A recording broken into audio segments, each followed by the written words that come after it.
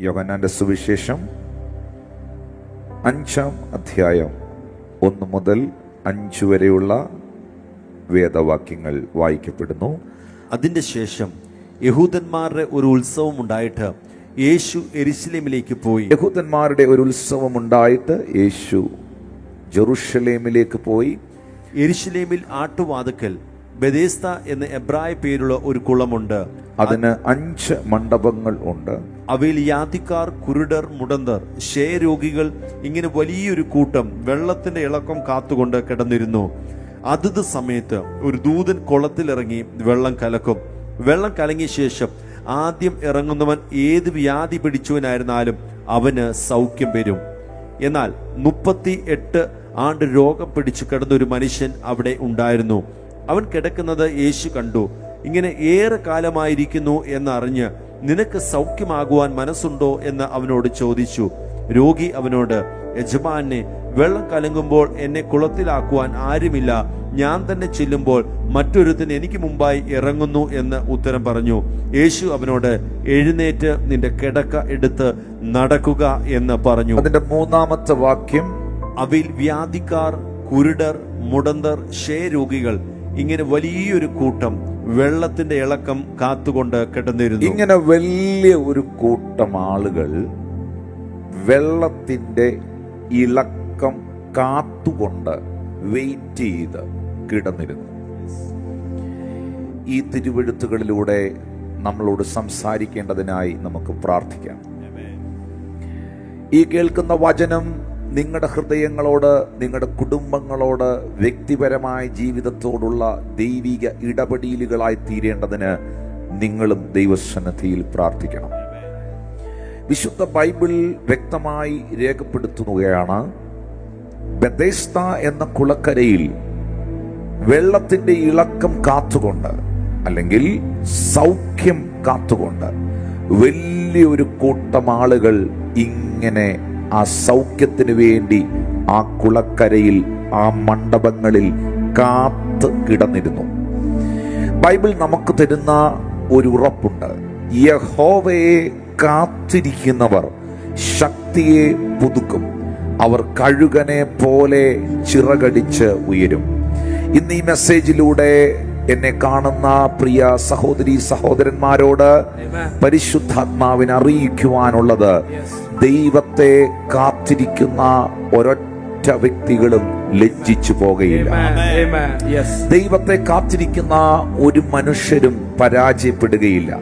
കാത്തിരിപ്പ് അത്ര നല്ലൊരു കാര്യമല്ല. ഈ വെയിറ്റ് ചെയ്തിരിക്കുക എന്ന് പറയുന്നത് ഒരു മുഷിച്ചിലുണ്ടാക്കുന്ന സത്യമാണ്. ഒരാളെ നിങ്ങളിങ്ങനെ വെയിറ്റ് ചെയ്തിരിക്കുന്നു, ഒരു വിഷയത്തിന്റെ മറുപടിക്കായി വെയിറ്റ് ചെയ്തിരിക്കുന്നു, ഒരാളുടെ മാനസാന്തരത്തിനായി നിങ്ങൾ വെയിറ്റ് ചെയ്തിരിക്കുന്നു, ഒരാളുടെ സൗഖ്യത്തിനായി നിങ്ങളിങ്ങനെ കാത്തിരിക്കുന്നു. കാത്തിരിപ്പുകൾ എപ്പോഴും മുഷിച്ചിലുകളും മുഷിപ്പും ഉണ്ടാക്കുന്നതാണ്. ഒരു ചെറിയ ഉദാഹരണം പറഞ്ഞാൽ, നിങ്ങളുടെ വീട്ടിലേക്ക് ഉച്ചയ്ക്ക് 1 മണിയാകുന്ന സമയത്ത് നിങ്ങൾ വളരെ സ്നേഹിക്കുന്ന ഒരു കുടുംബം വരുമെന്ന് അറിയിച്ചിരുന്നു. അവർ നിങ്ങളോട് കൂടെ ആയിരിക്കും ലഞ്ച് കഴിക്കുന്നത്, ഉച്ചഭക്ഷണം കഴിക്കുന്നതെന്ന് നിങ്ങളോട് പറഞ്ഞിരുന്നു. എന്നാൽ 1 മണിക്ക് അവർ എത്തിയില്ല, 2 മണിയായിട്ടും അവർ വന്നില്ല, 3 മണിയായിട്ടും എത്തിയില്ല, 4 മണിയായിട്ടും എത്തിയില്ല. നിങ്ങൾ ഭക്ഷണമൊന്നും കഴിക്കാതെ നിങ്ങളുടെ ആ പ്രിയപ്പെട്ട സുഹൃത്തിനെ, ആ കുടുംബത്തെ നിങ്ങളിങ്ങനെ കാത്തിരിക്കുകയാണ്. ഒരു 4 മണിയൊക്കെ കഴിയുമ്പോൾ നിങ്ങളുടെ മനസ്സിൽ ഒരു മടുപ്പ് വരും. ഒരു 3 മണി കഴിഞ്ഞപ്പോൾ തന്നെ നിങ്ങളുടെ അകത്തൊരു വല്ലാത്ത ആശങ്കയുണ്ടായി. നിങ്ങൾ ഫോൺ എടുത്ത് പലതവണ അവരെ വിളിച്ചിരുന്നു. എവിടെയായി, എപ്പോ എത്തും, എത്താറായോ? അവർ പറഞ്ഞു ട്രാഫിക്കിലാണ്, ഇച്ചിരൂടെ വൈകും. അത് ഒരു 3-4 മണിക്കൂറത്തെ കാത്തിരിപ്പേ ഉള്ളെങ്കിൽ പോലും ആ കാത്തിരിപ്പ് നിങ്ങളെ മുഷിപ്പിക്കുന്നുണ്ട്. എന്നാൽ 17 വർഷം, 12 വർഷം, 15 വർഷം, 14 വർഷമൊക്കെ ചില വിടുതലുകൾക്ക് വേണ്ടി കാത്തിരിക്കുന്നവരെ നിങ്ങൾ കണ്ടിട്ടുണ്ടോ? ഇന്നത്തെ സന്ദേശം അവർക്കുള്ളതാണ്. ഇന്നത്തെ സന്ദേശം ദൈവത്തെ കാത്തിരിക്കുന്ന പ്രിയ മകളെ, പ്രിയ മകനെ, പ്രിയ കുടുംബമേ, നിനക്കുള്ളതാണ്. ആ കുടുംബത്തെ നോക്കിയിട്ട് ഞാൻ ഇങ്ങനെ പറയുന്നു, മനുഷ്യനെ കാത്തിരുന്നാൽ അതിൽ മുഷിപ്പുകൾ ഉണ്ടാകും, മനുഷ്യനെ കാത്തിരുന്നാൽ അതിലൊത്തിരി നഷ്ടങ്ങൾ ഉണ്ടാകും. പക്ഷേ ദൈവത്തെയാണ് നിങ്ങൾ കാത്തിരിക്കുന്നതെങ്കിൽ, ദൈവത്തിന്റെ പ്രവൃത്തിയാണ് നിങ്ങൾ കാത്തിരിക്കുന്നതെങ്കിൽ, അത് മുഷിപ്പുകളിലേക്കല്ല കൊണ്ടുപോകുന്നത്, അത് മടുപ്പിലേക്കല്ല കൊണ്ടുപോകുന്നത്. ബൈബിൾ നമുക്ക് തരുന്ന ഉറപ്പ്, യഹോവയെ കാത്തിരിക്കുന്നവൻ ശക്തിയെ പുതുക്കും, അവൻ കഴുകനെ പോലെ ചിറകടിച്ച് കയറുവാനിടയാകും. ഞാനൊരു സംഭവം നിങ്ങളുടെ മുൻപിലേക്ക് കൊണ്ടുവരികയാണ്. അത് മർക്കോസിന്റെ സുവിശേഷം 9-ാം അധ്യായത്തിലാണ്. മർക്കോസ് സുവിശേഷം 9-ാം അധ്യായത്തിന്റെ 23-ാമത്തെ വാക്യം, യേശു അവനോട്, നിന്നാൽ കഴിയുമെങ്കിൽ എന്നോ, വിശ്വസിക്കുന്നവന് സകലവും കഴിയും എന്ന് പറഞ്ഞു. യേശു കർത്താവ് ഇത് പറഞ്ഞത് ഒരു പിതാവിനോടാണ്. ആ പിതാവ് തൻ്റെ മകന്റെ രോഗ വിവരം തൻ്റെ ശിഷ്യന്മാരോട്, യേശുവിൻ്റെ ശിഷ്യന്മാരോട് അറിയിച്ചു. ആ ശിഷ്യന്മാർക്ക് ആ മകനെ സുഖപ്പെടുത്തുവാൻ കഴിഞ്ഞില്ല. അപ്പോൾ ഈ പിതാവ് യേശു കർത്താവിൻ്റെ അടുക്കൽ വന്നിട്ട് പറഞ്ഞു, എൻ്റെ മകൻ ഇങ്ങനൊരു പ്രശ്നമുണ്ട്, ഊമനായ ഒരു ആത്മാവുണ്ട്. മർക്കോസ് സുവിശേഷം 9:17 ഗുരു, ഊമനായ ആത്മാവുള്ള എൻ്റെ മകനെ നിന്റെ അടുക്കൽ കൊണ്ടുവന്നു. അതവനെ എവിടെ വെച്ച് പിടിച്ചാലും അവനെ തള്ളിയിടുന്നു. പിന്നെ അവൻ നുരച്ചും പല്ല് കടിച്ചും വരണ്ടു പോകുന്നു.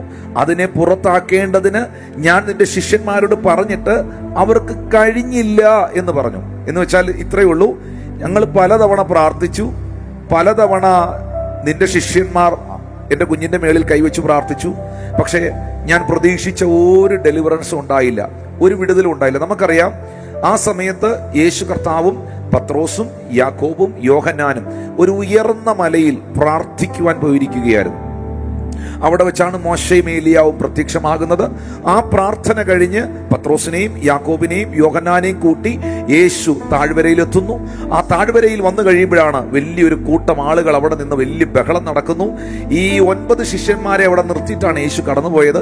ആ ശിഷ്യന്മാർ, യേശു കർത്താവിന്റെ കൂടെ നിന്നവർ, ഈ നമ്മുടെയൊക്കെ നാടൻ ഭാഷയിൽ ഒരു ചൊല്ലുണ്ടല്ലോ, മുല്ലപ്പൂമ്പൊടി ഏറ്റുകിടക്കും കല്ലിനും ഉണ്ടാകും ആ സൗരഭ്യമെന്ന്, ജ്ഞാനിയുടെ കൂടെ നടക്ക എന്നാൽ നീയും ജ്ഞാനിയാകും എന്ന് വേദപുസ്തകത്തിൽ എഴുതിയിട്ടുണ്ടല്ലോ. അപ്പോ യേശുവിനെ കൊണ്ട് പ്രാർത്ഥിപ്പിക്കാനാണ് ഈ പിതാവ് മോനെയും കൊണ്ട് വന്നത്.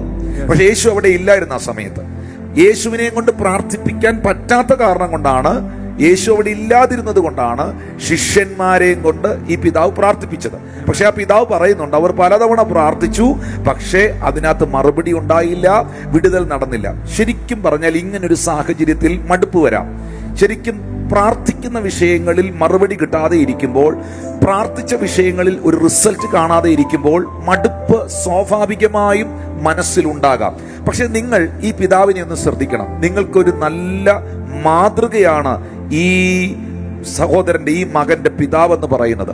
14 മുതലുള്ള വാക്യം ഒന്ന് ശ്രദ്ധിക്കാം, ഒന്ന് വായിച്ചേ പാസ്റ്റേ. അവൻ ശിഷ്യന്മാരുടെ അടുക്കൽ വന്നപ്പോൾ വലിയ പുരുഷാരം അവരെ ചുറ്റി നിൽക്കുന്നതും ശാസ്ത്രിമാർ അവരോട് തർക്കിക്കുന്നതും കണ്ടു. അപ്പം യേശു കർത്താവ് മടങ്ങി വന്നപ്പോൾ കണ്ട കാഴ്ചയാണിത്. അതുകൊണ്ടാണ് ഞാൻ പറഞ്ഞത്, ഈ വാക്യം വായിപ്പിച്ചാലേ നിങ്ങൾക്ക് മനസ്സിലാവത്തുള്ളൂ.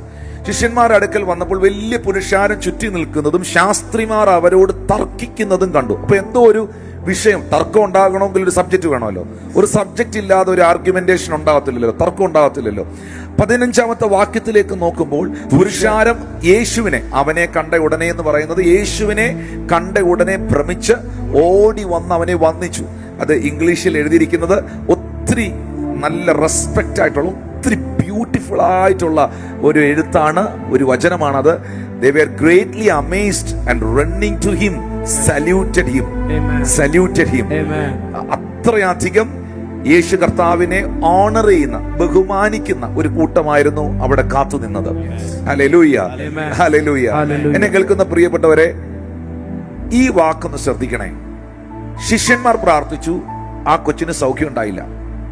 ആ പിതാവ് പിന്നെയും പ്രാർത്ഥിച്ചു, സൗഖ്യം ഉണ്ടായില്ല. രണ്ട്, യേശുവിനെ കാണാൻ വന്നതാ, യേശു അവിടെ ഉണ്ടായിരുന്നില്ല. മടുപ്പുണ്ടാകാം, സാഹചര്യങ്ങൾ കൊണ്ട് തിരിച്ചു പോകേണ്ടതാണ്, കൊച്ചിനെ വിളിച്ചുകൊണ്ട് ഈ വഴക്കിൻ്റെ ഇടയിൽ നിന്ന് പോകേണ്ടതാണ്, വിടുതൽ കിട്ടിയില്ല എന്ന് പറഞ്ഞ് വരാതിരിക്കേണ്ടതാണ്. പക്ഷെ ഞാൻ അവിടെ കണ്ട കാഴ്ച ഇതൊന്നുമല്ല.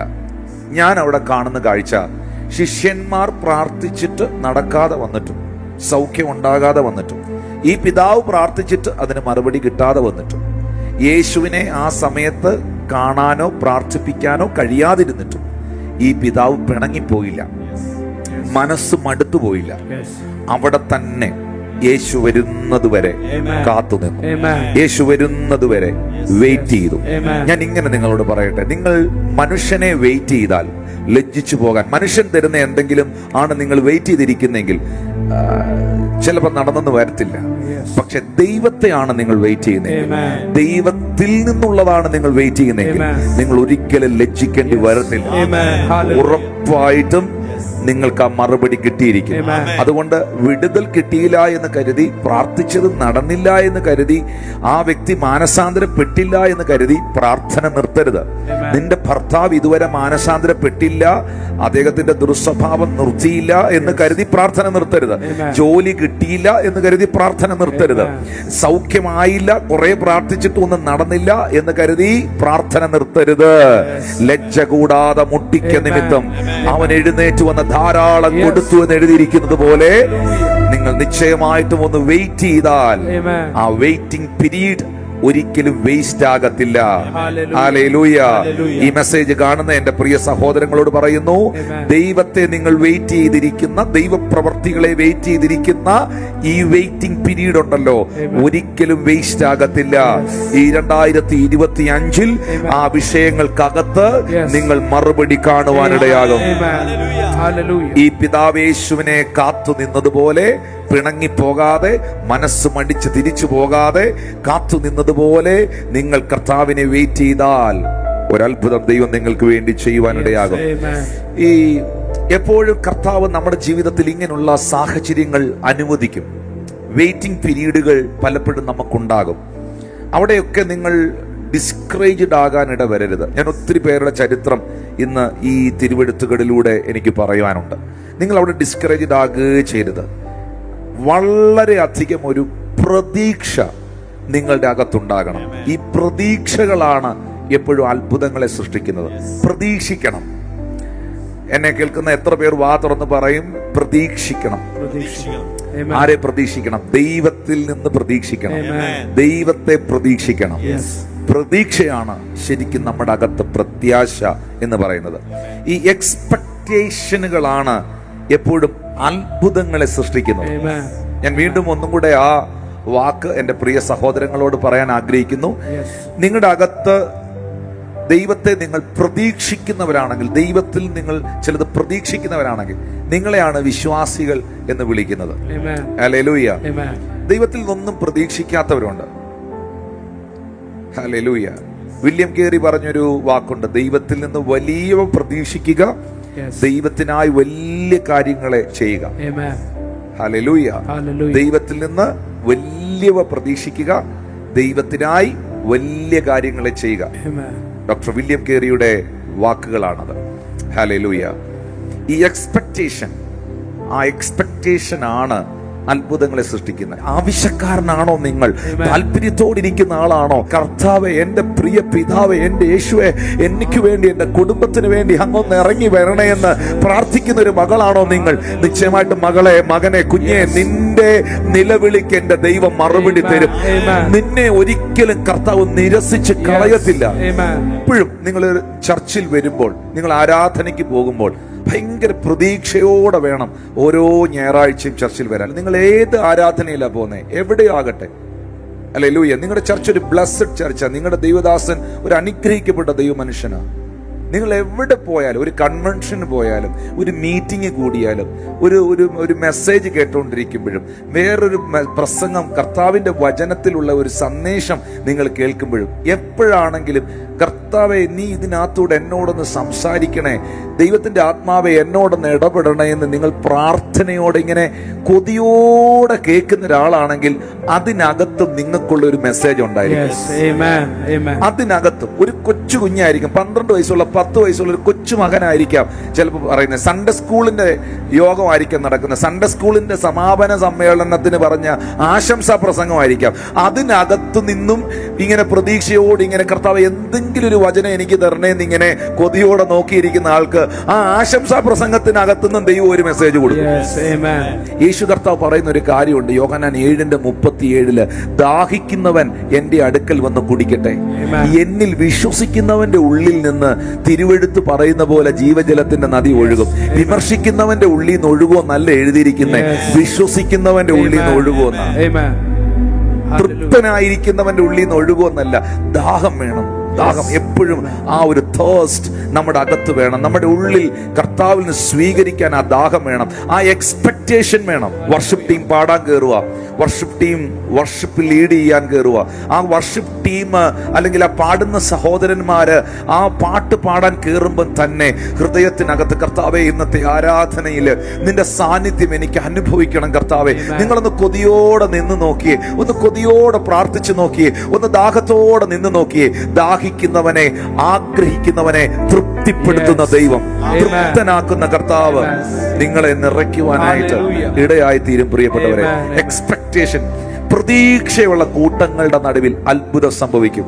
ഞാൻ 1-2 സംഭവങ്ങൾ പറയും. ഇപ്പോൾ ഈ വായിച്ച ഈ യോഹന്നാന്റെ സുവിശേഷം 5-ാം അധ്യായത്തിന്റെ 3-ാം വാക്യം അല്ലെ, അവരെന്തോ എക്സ്പെക്ട് ചെയ്യുന്ന ആ കൂട്ടം ബെഥേസ്ദ കുളക്കരയിൽ ആ മണ്ഡപങ്ങളിൽ കിടക്കുന്നവരെന്തുവാ പ്രതീക്ഷിക്കുന്നേ? They are expecting healing. അവർ പ്രതീക്ഷിക്കുന്നത് സൗഖ്യങ്ങളാണ്. അതുകൊണ്ട് അവിടെ എന്ത് സംഭവിക്കുന്നു? അവിടെ സൗഖ്യങ്ങൾ സംഭവിക്കുന്നു. നിങ്ങൾ എന്താണോ ദൈവത്തിൽ നിന്ന് പ്രതീക്ഷിക്കുന്നത്, ആ പ്രതീക്ഷകളെയാണ് ദൈവം അത്ഭുതമാക്കുന്നത്. ഈ പിശാചിന്റെ എല്ലാ കാലത്തുമുള്ള തന്ത്രം എന്നാണെന്നറിയാവോ? ദൈവത്തിലുള്ള പ്രതീക്ഷകൾ ഇല്ലാതെയാക്കും. ഈ പല ആളുകളും അവരാഗ്രഹിച്ച, അവർ പ്രതീക്ഷിച്ച ഒരു കാര്യം നടക്കാതെ വരുമ്പോൾ അവരുടെ അകത്ത് ഡിപ്രഷൻ വരും, നിരാശ വരും.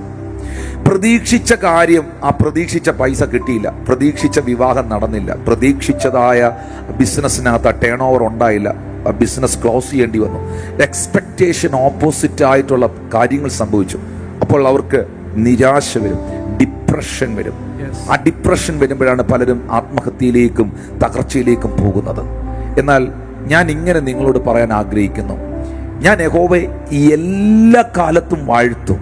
അവന്റെ സ്തുതി എപ്പോഴും എന്റെ നാവിന്മേലിരിക്കും. മക്കളെ, ഓരോ ദിവസവും എഴുന്നേറ്റിട്ട് പിറുപിറുക്കുന്നവരാകാതെ, ദൈവത്തെ ചോദ്യം ചെയ്യുന്നവരാകാതെ, മക്കളെ നിങ്ങളെല്ലാവരും കർത്താവ് നിങ്ങൾക്ക് ചെയ്ത നന്മകൾക്ക് ഒന്ന് നന്ദി പറഞ്ഞ് ദൈവത്തിനൊന്ന് സ്തോത്രം ചെയ്ത് കർത്താവിനെ ഒന്ന് മഹത്വപ്പെടുത്തിയേ. സിംഹാസനത്തിൽ ഇരിക്കുന്ന ദൈവം കഴിഞ്ഞ നാളുകളിൽ നിങ്ങളുടെയും എന്റെയും ജീവിതത്തിൽ അത്ഭുതങ്ങളെ ചെയ്ത് ഒന്നിനും കുറവില്ലാതെ ഇവിടം വരെ നടത്തിയ കർത്താവ്, അതാത് സമയത്ത്, തക്ക സമയത്ത്, കൃത്യസമയത്ത് വേണ്ടതെല്ലാം തന്ന് കരുതി പരിപാലിച്ച്, ശത്രുക്കൾ കാണുക മേശ ഒരുക്കി തലേ എണ്ണ കൊണ്ട് അഭിഷേകം ചെയ്ത് നന്മയാലും കരുണയാലും നിറച്ച കർത്താവിന് നന്ദി പറയുന്ന ഒരു ഹൃദയം നമുക്കുണ്ടാകണം.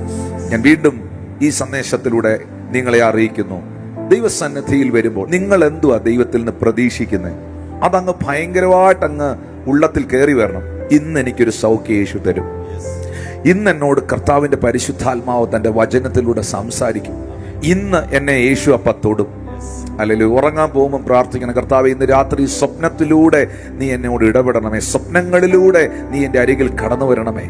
പ്രഭാതത്തിൽ കർത്താവെ ഞാൻ ഉണർന്നെഴുന്നേൽക്കുമ്പോൾ വളരെ ഫ്രഷ് ആയിട്ട് നിന്റെ ശബ്ദം കേട്ട്, നിന്റെ വിസിറ്റേഷൻ എനിക്ക് ഉണ്ടായിട്ട് ഞാൻ ഉണർന്നു വന്ന് നിന്റെ മുഖം കണ്ട് സന്തോഷിപ്പാൻ, രാവിലെ തോറും കർത്താവെ നിന്റെ ദയയും രാത്രി തോറും നിന്റെ വിശ്വസ്തതയും വർണ്ണിക്കാനായിട്ട് കൃപ തരണേന്ന് പ്രാർത്ഥിക്കണം.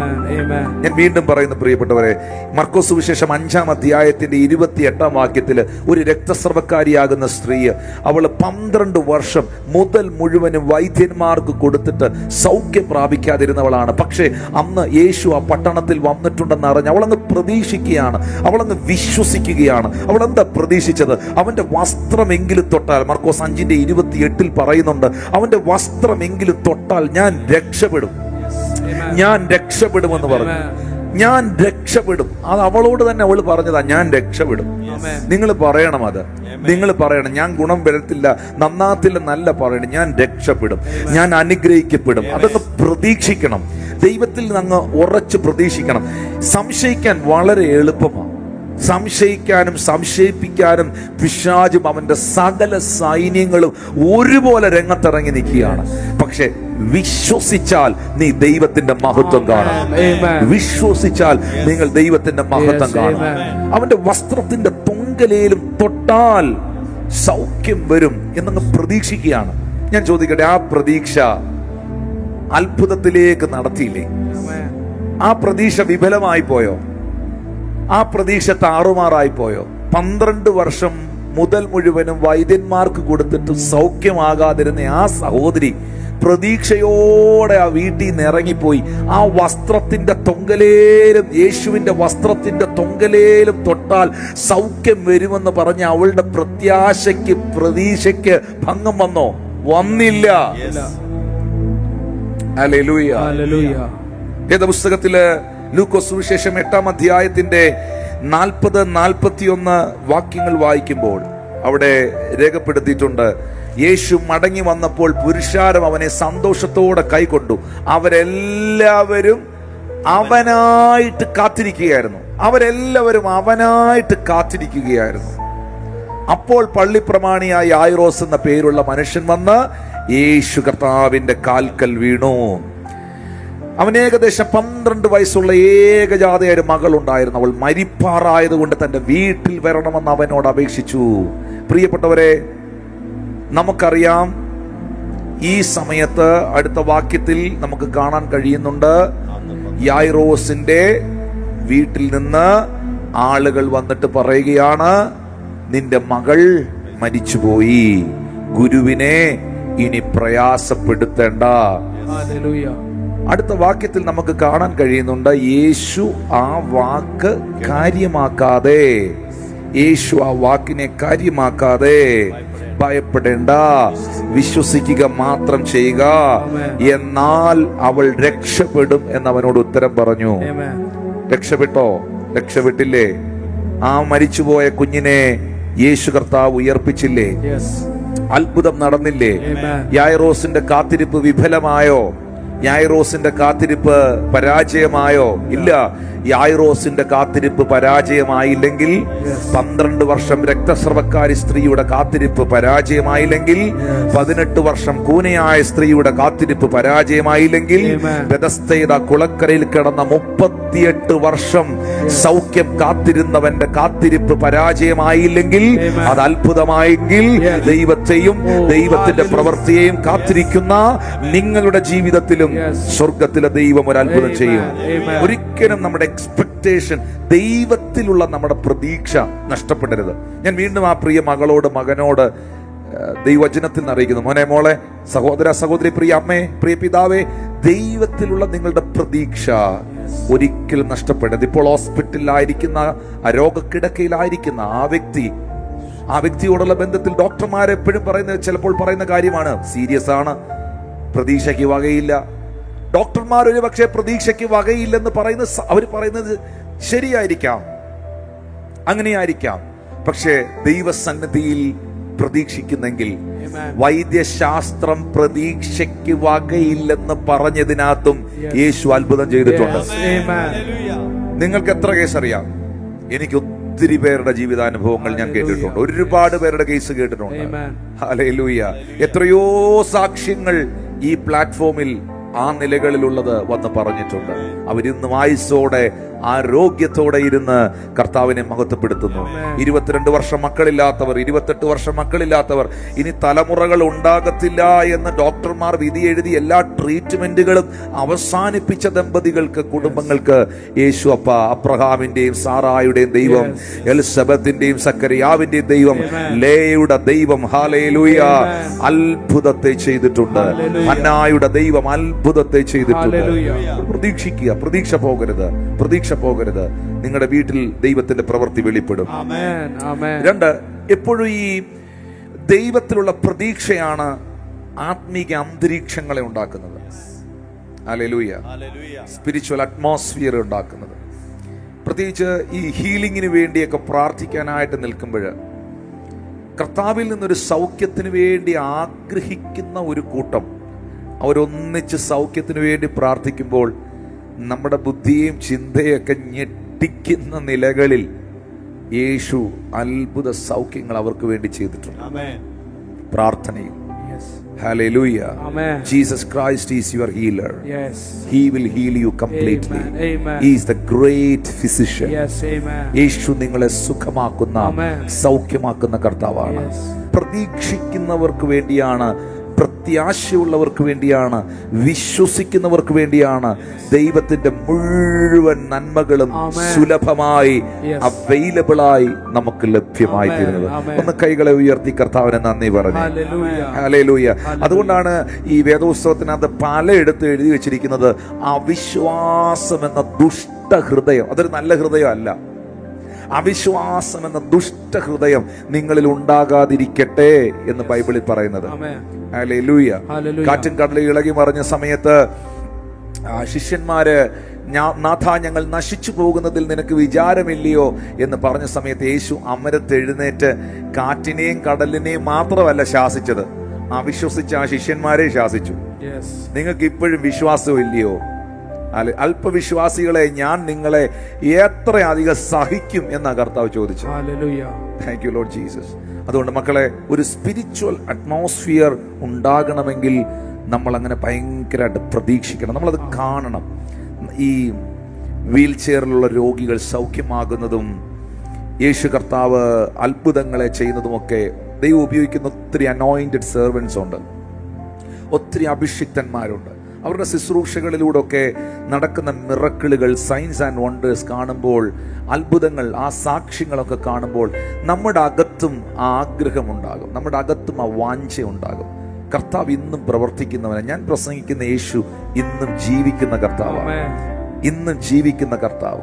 അവന്റെ അടിപ്പിണരുകളാൽ നിങ്ങൾക്ക് സൗഖ്യം വന്നിരിക്കുന്നെന്ന വചനത്തിൽ എഴുതിയിരിക്കുന്നു.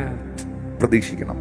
ആ പ്രതീക്ഷ അപ്പോസ്തല പ്രവൃത്തി 2:1 അപ്പോസ്തല പ്രവൃത്തി 2:1 അവിടെ നമുക്ക് കാണാൻ കഴിയുന്നുണ്ട്. 120 പേര്, ആ 120 പേര് പരിശുദ്ധാത്മാവിനെ പ്രതീക്ഷിക്കുകയാണ്. അവരെന്തിനെ പ്രതീക്ഷിച്ചത്? പരിശുദ്ധാത്മാവിനെ. പിതാവിൽ നിന്ന് കേട്ട വാഗ്ദത്തത്തെ ആ 120 പേർ പ്രതീക്ഷിച്ച് ഒറ്റ സ്ഥലത്ത് ഒറ്റ മനസ്സോടെ ഒരൊറ്റ കാര്യത്തിന് വേണ്ടി വെയിറ്റ് ചെയ്യുകയാണ്. അവിടെ ഒരു സ്പിരിച്വൽ അറ്റ്മോസ്ഫിയർ ഉണ്ടായോ? എന്നാ സ്പിരിച്വൽ അറ്റ്മോസ്ഫിയർ ഉണ്ടായത്? കൊടിയ കാറ്റാൽ, ഇടി മുഴക്കത്താൽ, പിളർന്ന അഗ്നി. അവർ ഇരുന്നിരുന്ന വീട് മുഴുവൻ നിറച്ചെന്ന അപ്പോസ്തല പ്രവൃത്തി 2:2 എഴുതിയിരിക്കുന്ന. അവർ ഇരുന്ന വീട് മുഴുവൻ അത് നിറച്ചു. അപ്പം പ്രതീക്ഷയോടെ പരിശുദ്ധാത്മാവിന് വേണ്ടി കാത്തിരിക്കുന്ന ആ കൂട്ടത്തിന്റെ ഇടയിലാണ് ഒരു വലിയ സ്പിരിച്വൽ അറ്റ്മോസ്ഫിയർ ഉണ്ടായത്. Hallelujah, hallelujah. ഞാൻ ഒരു വാക്യം കൂടെ, അത്യാവശ്യം ഒരു വാക്യം കൂടെ ഒന്ന് വായിക്കാം. 1 കൊരിന്ത്യർ 9:10 വാക്യം കേവലം നമുക്ക് വേണ്ടി പറയുന്നു. അതെ, ഉഴുതുന്നവൻ ആശയോടെ ഒഴുകുകയും മെതിക്കുന്നവൻ പദം കിട്ടുമെന്നുള്ള ആശയോടെ മെതിക്കുകയും വേണ്ടതാകയാൽ നമുക്ക് വേണ്ടി എഴുതിയിരിക്കുന്നത്ര. അപ്പൊ ഉഴുതുന്ന ഒരാള് ഭയങ്കര ആശയോടെയാണ് ഉഴുതുന്നത്. ഹല്ലേലൂയ. മെതിക്കുന്നവൻ, അവൻ മെതിക്കുന്ന സ്ഥലം പദമുള്ളതാകും, നടാനുള്ള പദം മണ്ണിനകത്തുണ്ടാകും എന്ന പ്രതീക്ഷയോടെ തന്നെയാണ് മെതിക്കുന്നത്. വിത്ത് വിതയ്ക്കുന്നവൻ വളരെ പ്രതീക്ഷയോടെ ഒരു കൊയ്ത്തിന് വേണ്ടി തന്നെയാണ് വിതയ്ക്കുന്നത്. നടുന്നവനും വിതയ്ക്കുന്നവനും മെതിക്കുന്നവനും ഉഴുതുന്നവനും എല്ലാം ഭയങ്കര പ്രതീക്ഷയോടാ ചെയ്യുന്നത്. ഹല്ലേലൂയ. അങ്ങനെയാണ് പ്രിയപ്പെട്ടവരെ, അത് പ്രതീക്ഷിക്കുന്നവർക്ക് നെല്ലും ഗോതമ്പും പയറും വിത്തും നന്മയും കൃഷിഫലവും ഒക്കെ ലഭിക്കുന്നെങ്കിൽ, ഈ ഭൂമി അത് വിളയിച്ചു കൊടുക്കുന്നെങ്കിൽ, ദൈവത്തെ കാത്തിരിക്കുന്ന, ദൈവത്തെ പ്രതീക്ഷിക്കുന്ന, ദൈവത്തിന്റെ പ്രവൃത്തികളെ പ്രതീക്ഷിക്കുന്ന ഒരു വ്യക്തിയെ എത്രയധികം ദൈവം അനുഗ്രഹിക്കാനിടയാകും. ഈ മനുഷ്യനെല്ലാം റിസോഴ്സ് ആണ്, ദൈവമാണ് സോഴ്സ്. ഞാൻ വീണ്ടും നിങ്ങളോട് അത് ഒന്ന് പറഞ്ഞു തരാൻ ആഗ്രഹിക്കുകയാണ്. ഈ ഏലിയാവിന്റെ അടുക്കൽ വന്ന കാക്ക റിസോഴ്സ് ആണ്. ആ അപ്പവും ഇറച്ചിയും റിസോഴ്സ് ആണ്. പക്ഷെ അതിന്റെ സോഴ്സ് എന്ന് പറയുന്നത് ദൈവമാണ്. നിങ്ങൾക്ക് പിന്നെയും മനസ്സിലായില്ലെങ്കിൽ, നിങ്ങൾ വളരെ പ്രയാസപ്പെട്ടിരിക്കുന്നു, നിങ്ങൾക്കൊരു 5000 രൂപ വേണം, നിങ്ങൾ വളരെ ഭാരത്തോട്ടിരിക്കുന്നു, ആ പൈസ കിട്ടിയാലേ നിങ്ങളുടെ കൊച്ചിന് ഫീസ് കൊടുക്കാൻ പറ്റുള്ളൂ. അതുപോലെ വല്ലാത്ത പ്രയാസത്തിൽ നിങ്ങൾ ഇരിക്കുകയാണ്. അപ്പോൾ ഒരു സഹോദരൻ അല്ലെങ്കിൽ ഒരു സഹോദരി നിങ്ങളെ വിളിച്ചിട്ട് പറയുന്നു, എനിക്കിങ്ങനെ പ്രാർത്ഥിച്ചുകൊണ്ടിരിക്കുമ്പോൾ, അല്ലെങ്കിൽ എനിക്ക് നിന്റെ മുഖം ഇങ്ങനെ ഓർമ്മ വന്നു, എനിക്കൊരു ഇച്ചിരി പൈസ നിനക്ക് തരാൻ ആഗ്രഹമുണ്ട്, എനിക്കൊരു 5000 രൂപ ഞാൻ നിനക്ക് തരാൻ ആഗ്രഹിക്കുന്നു എന്ന് പറഞ്ഞാൽ പൈസ തരുമ്പോൾ നമ്മൾ ചിന്തിക്കുന്നത്, എൻ്റെ പൊന്നു കർത്താവേ, അവൾ എത്ര നല്ലവനാ, അവൻ എത്ര നല്ലവനാ. എന്നാൽ ഞാൻ പറയുന്നു, ആ മനുഷ്യനെ അല്ല നിങ്ങൾ പുകഴ്ത്തേണ്ടത്. ആ മനുഷ്യനോട് നിങ്ങൾക്ക് നന്ദി വേണം, നന്ദിയുള്ളവരായിരിക്കണം. പക്ഷെ ആ മനുഷ്യൻ റിസോഴ്സാണ്. ആ മനുഷ്യനെ കൊണ്ട് നിങ്ങൾക്ക് വേണ്ടി നിങ്ങളുടെ സമയത്ത്, ആവശ്യ സമയത്ത് തെരീച്ചത് ദൈവമാണ്. ദൈവമാണ് എല്ലാ നന്മയുടെയും ഉറവിടം. അതുകൊണ്ട് ജീവിതത്തിൽ ഒരു നന്മയുണ്ടാകുമ്പോൾ അതിന്റെ എല്ലാ മഹത്വവും ദൈവത്തിനുള്ളതായിരിക്കും. എന്നാൽ നമുക്ക് ഒരു ഗ്ലാസ് വെള്ളമെങ്കിലും തന്നവരോട് നമ്മൾ നന്ദിയുള്ളവരായിരിക്കണം. ബൈബിളിൽ ഒരുപാട് സ്ഥലത്ത് അങ്ങനെ എഴുതിയിട്ടുണ്ട്, നിങ്ങൾ നന്ദിയുള്ളവരായിരിപ്പീനെന്ന്, മനുഷ്യനോടും ദൈവത്തോടും. Hallelujah. Thank you Lord Jesus. അതുകൊണ്ട് പ്രിയപ്പെട്ടവരെ, ഉഴുതുന്നവൻ മെതിക്കുന്നവൻ, ഈ ഉഴുതുന്നവനും മെതിക്കുന്നവനും എല്ലാം പ്രതീക്ഷയോടൊരു കൊയ്ത്തിന്റെ പ്രതീക്ഷയോടെയാണ് അത് ചെയ്യുന്നതെങ്കിൽ പ്രാർത്ഥിക്കുന്ന നിങ്ങളോടുള്ള ബന്ധത്തിൽ ദൈവത്തിൽ നിന്ന് വലിയൊരു പ്രതീക്ഷ ഉണ്ടാകണം. ഞാൻ പ്രാർത്ഥനയെ കുറിച്ച് ഒന്ന് രണ്ട് കാര്യങ്ങൾ നമുക്കറിയാം. ലൂക്കോസ് സുവിശേഷം 2-ാം അധ്യായത്തിന്റെ 25-ാമത്തെ വാക്യത്തില് ശിമയോൻ എന്ന് പറയുന്ന മനുഷ്യൻ യേശു കർത്താവിനെ കാണും മുൻപേ മരിക്കത്തില്ലെന്ന് വാഗ്ദത്തം ലഭിച്ച വ്യക്തിത്വമാണ്. ഈ യേശുവിനെ കാണും മുൻപ് മരണം കാണുകയില്ലെന്ന് പരിശുദ്ധാത്മാവിൽ അരുളപ്പാടുണ്ടായ ഈ മനുഷ്യൻ ദേവാലയത്തിനകത്ത് ദീർഘവർഷങ്ങളായി യേശു കർത്താവിനെ കാത്തിരിക്കുകയാണ്. എന്റെ ചോദ്യം, ആ കാത്തിരുന്ന മനുഷ്യന്റെ കാത്തിരിപ്പിന് ഒരിക്കലും നിരാശ ഉളവാകേണ്ടി വന്നില്ല. യേശു കർത്താവിനെ കാണാൻ ആ മനുഷ്യന്റെ കണ്ണിന് ദൈവം കൃപ കൊടുത്തു. Hallelujah, hallelujah. ഈ സങ്കീർത്തനം 40, നിങ്ങളെല്ലാവരും ബൈബിൾ ഒന്ന് തുറന്നേ. സങ്കീർത്തനം 40-ന്റെ 1, 2, 3 വാക്യങ്ങളിൽ, 40-ാം സങ്കീർത്തനത്തിന്റെ 1, 2, 3 വാക്യങ്ങൾ എഴുതിയിട്ടുണ്ട്. ഞാൻ യഹോവയ്ക്കായി കാത്തിരുന്നു. ഞാൻ അത്രേ ചെയ്തുള്ളൂ. ഞാൻ എന്താ ചെയ്തേ?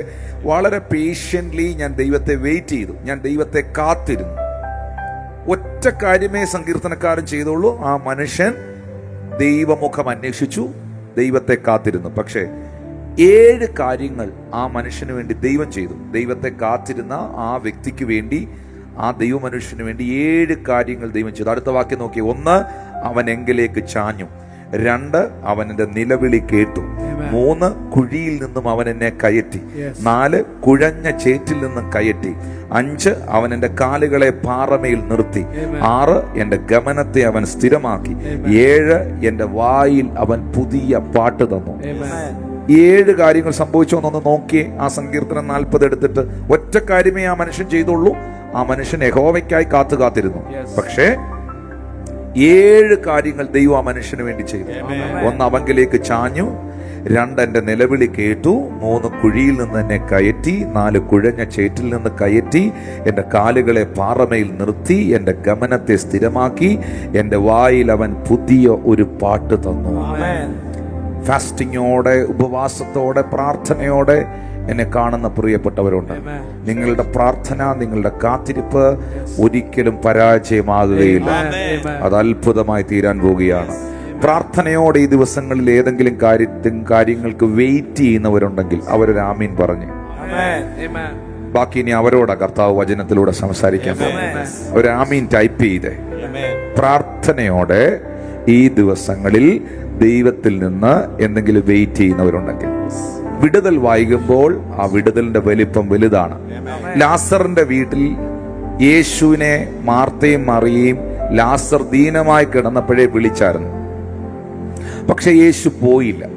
4 ദിവസം താമസിച്ചാ പോയെ. എന്ന് വെച്ചാൽ ലേറ്റ് ആയിട്ടാ യേശു ചെന്നേ.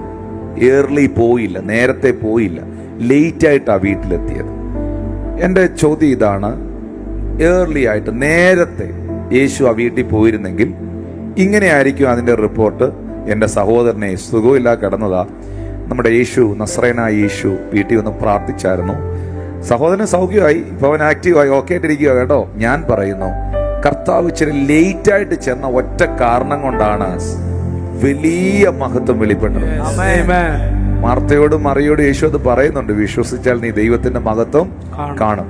എന്തെങ്കിലും കർത്താവിന്റെ സന്നിധിയിൽ ആരുടെയെങ്കിലും സൗഖ്യമോ വിടുതലോ മാനസാന്തരമോ വഴി തുറക്കാനോ ഏതെങ്കിലും വിഷയത്തിന് വേണ്ടി ഇങ്ങനെ വെയിറ്റ് ചെയ്തിരിക്കുന്നവരോട്, ഒത്തിരി ലേറ്റ് ആകുന്നു, ഡിലേ ആകുന്നു, കാലതാമസങ്ങൾ വരുന്നു എന്നൊക്കെ പറയുന്ന പ്രിയപ്പെട്ടവരോട് പരിശുദ്ധാത്മാവ് ഈ വചനത്തിലൂടെ അറിയിക്കുന്നു, നിന്റെ ഭവനത്തിലും നിങ്ങളുടെ ജീവിതത്തിലും വലിയ മഹത്വം വെളിപ്പെടാൻ, ആ വിഷയത്തിനകത്ത് വലിയ മഹത്വം വെളിപ്പെടാൻ. ചെറിയ സാക്ഷ്യമല്ല തരാൻ പോകുന്നത്, വലിയ സാക്ഷ്യമാണ്. പനി സൗഖ്യമായത് മാത്രമല്ല പറയാൻ പോകുന്നത്. ലാസറിന്റെ വിഷയത്തിൽ ലാസർ ദീനമായിരുന്നു, സൗഖ്യമായെന്നല്ല, എന്റെ സഹോദരൻ മരിച്ച് നാറ്റം വെച്ച് കല്ലറയിൽ അടക്കിയിരുന്നു, എന്നാൽ അവന്റെ പേര് വിളിച്ച് യേശു ഉയർപ്പിച്ചു പുറത്തു. അത് വലിയ അത്ഭുതമാണ്, വലിയ മഹത്വമാണ്. അപ്പോ അതിനൊരു ഇമ്പോർട്ടൻസ് ഉണ്ട്. ഈ അപ്പോസ്തല പ്രവൃത്തികൾ 12-ാം അധ്യായത്തിന്റെ 12-ാം വാക്യം ഇങ്ങനെ ഗ്രഹിച്ച ശേഷം അവൻ മർക്കോസ് എന്ന മറുപേരുള്ള യോഹന്നാന്റെ അമ്മ മറിയുടെ വീട്ടിൽ ചെന്നു. അവിടെ അനേകർ ഒരുമിച്ച് കൂടി പ്രാർത്ഥിച്ചുകൊണ്ടിരുന്നു. അവൻ പടിപ്പുര വാതിക്കൽ മുട്ടിയപ്പോൾ രോധ എന്നൊരു ബാലിക്കാരത്തി വിളി കേൾക്കുവാൻ അടുത്തു വന്നു. 11-ാമത്തെ വാക്യം ഒന്ന് നോക്കി. 11-ാം വാക്യം. പത്രോസിന് സുബോധം വന്നിട്ട് കർത്താവ് തന്റെ ദൂതനെ അയച്ച് ഹേരോദാവിന്റെ കയ്യിൽ നിന്നും യഹൂദ ജനത്തിന്റെ സകല പ്രതീക്ഷയിൽ നിന്നും എന്നെ വിടുവിച്ചു എന്ന് ഞാൻ ഇപ്പോൾ വാസ്തവമായി അറിയുന്നു എന്ന് അവൻ പറഞ്ഞു. ഇങ്ങനെ ഗ്രഹിച്ച ശേഷം അവൻ മർക്കോസ് എന്ന് മറുപേരുള്ള യോഹന്നാന്റെ അമ്മ മറിയുടെ വീട്ടിൽ ചെന്നു. നോക്കിയേ, ആ 11-ാം വാക്യം ഒന്ന് ഗൗരവമായി ശ്രദ്ധിച്ചേ. പത്രോസിന് സുബോധം വന്നിട്ട് കർത്താവ് തന്റെ ദൂതനെ അയച്ച് ഹെരോദാവിന്റെ കയ്യിൽ നിന്നും യഹൂദ ജനത്തിന്റെ സകല പ്രതീക്ഷയിൽ നിന്നും എന്നെ വിടുവിച്ചു എന്ന് ഇപ്പോൾ വാസ്തവമായി ഞാൻ അറിയുന്നു. യഹൂദ ജനത്തിന്റെ പ്രതീക്ഷ എന്തായിരുന്നു? യഹൂദ ജനം പ്രതീക്ഷിച്ചത്, ഹെരോദാവ് പ്രതീക്ഷിച്ചത് പത്രോസിന്റെ മരണമാണ്. കാരണം തലേ ദിവസം യാക്കോബിനെ വാൾ കൊണ്ട് വെട്ടിക്കൊന്നു. പത്രോസിനെ കാരാഗൃഹത്തിൽ ഇപ്പോൾ അടച്ചിരിക്കുകയാണ്. യഹൂദ ജനം മുഴുവൻ പ്രതീക്ഷിച്ചിരുന്നത് പത്രോസിന്റെ മരണവും മരണവാർത്തയുമാണ്. എന്നാൽ സംഭവിച്ചത് എന്താണ്?